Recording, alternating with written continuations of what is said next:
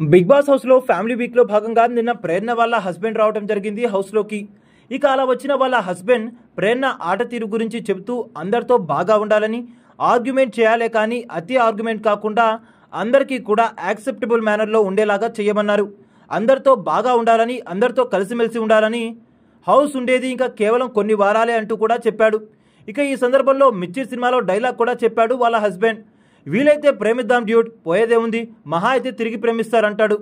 ఇక రాముడు అడుగుజాడల్లోనే సీత వనవాసానికి వెళ్ళినట్టుగా తన పెనిమిటి చెప్పిన మాటను గట్టిగా మనసులో పెట్టుకొని హౌస్ మేట్స్ అందరితో కూడా ప్రేమగా ఉండడానికి ప్రయత్నిస్తుంది ప్రేరణ. అలా వాళ్ళ ఆయన చెప్పిన దారిలో నడవడానికి ప్రయత్నిస్తుంది. ఇక ఇందులో భాగంగానే వాళ్ళ హౌస్ మేట్స్ అందరితో వార్డెన్ ప్రేరణలా కాకుండా నార్మల్ ప్రేరణ ఎలా ఉంటుందో అలా ఉండి చూపించింది. ఇందులో భాగంగా అందరికీ కూడా దోశలు వేస్తానని రమ్మంది.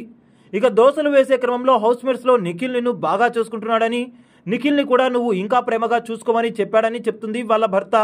అందుకనే నిఖిల్ కోసం ప్రేమతో ఈ స్పెషల్ దోశ వేస్తున్నానంటూ నిఖిల్ని పిలుస్తుంది. ఇక నిఖిల్ ఎంతో ఆశతో ప్రేరణ దగ్గరికి వెళ్తాడు. కానీ తీరా చూస్తే దోశ ముక్కలు ముక్కలుగా అయిపోతుంది. ఇక అది చూసిన నిఖిల్ గుండె కూడా ముక్కలు ముక్కలుగా విరిగిపోయింది. నీకు నా మీద నిజంగా ప్రేమ ఉండి ఉంటే ఆ దోశ పర్ఫెక్ట్ షేప్లో వచ్చేది. నీకు నా మీద ప్రేమ లేదు, ఏమీ లేదు, ప్రేమ ఉన్నట్టు నటిస్తున్నావు. నాకు చాలా బాగా అర్థమైంది. ఏది ఏమైనా నువ్వు నన్ను చాలా బాధ పెట్టావు. యూ బ్రోక్ మై హార్ట్ అంటూ నా పాటికి నేను నా దోశ తింటుంటే దోశ వేస్తాను రమ్మని పిలిచి ఇలా నన్ను డిస్రెస్పెక్ట్ చేస్తావా?